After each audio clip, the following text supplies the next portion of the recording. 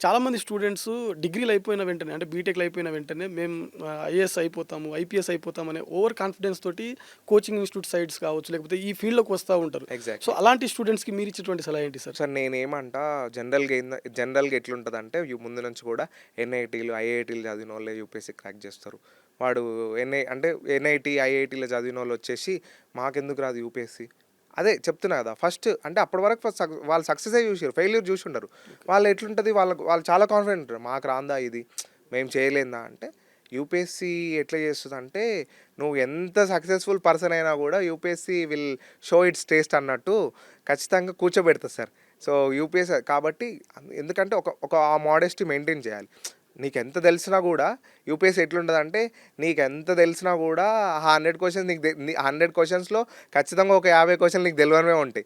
కాబట్టి ఎంత తెలిసినా గూడా ఎట్లుండాలంటే మనం ఆ మోడెస్టీ మెయింటైన్ చేస్తూ నిరంతరంగా మనం లెర్నింగ్ చేస్తూ ఉండాలి. కొత్తదనం నేర్చుకుంటూ. కొత్తదాన్ని నేర్చుకుంటుండాలి. So, even though you are from IIT, NIT ఏదున్నా గూడా అది సెపరేట్ ఎంటిటీ. అది అకాడమిక్స్. ఇది అట్లా కాదు. రేపు పొద్దున నువ్వు ఐఏఎస్ ఆఫీసర్ అయినప్పుడు you have to deal with so many things.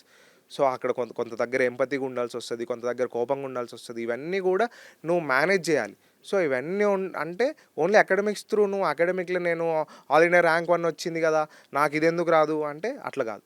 ఇప్పుడు యూపీఎస్సీ ఎట్లా అంటే ఆల్రెడీ ఒకసారి క్రాక్ చేసిన వాళ్ళు కూడా ఏందంటే తర్వాత స్టేజెస్‌లో ప్రిలిమ్సే క్లియర్ గారు. ఓకే. Best example అందీప్ దుర్షెట్టి sir. అవును. సో, కొంతమంది 6 అటెంప్ట్స్ ఉన్నప్పుడు 5 అటెంప్ట్స్ వరకు కూడా వాళ్ళ ప్రిలిమ్స్ క్లియర్ కాదు. 6 అటెంప్ట్‌లో వాళ్ళు దే విల్ షైన్.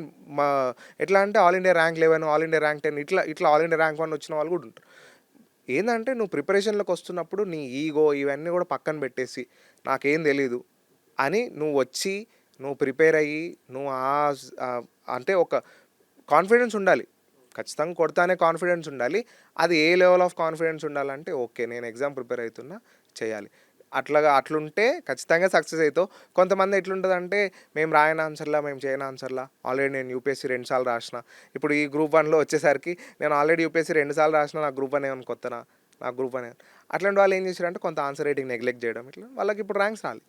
ఎవరైతే యూపీఎస్సీకి ఎంతైతే హార్డ్ వర్క్ చేసిర్రో, యూపీఎస్సీని ఎంతైతే దాన్ని ఇదొకటి మాకు చాలా పెద్ద ప్రీషియస్ థింగ్ అన్నట్టు ఫీల్ అయ్యారో వాళ్ళకే గ్రూప్ 1లో కూడా వాళ్ళకే ర్యాంక్స్ వచ్చినాయి.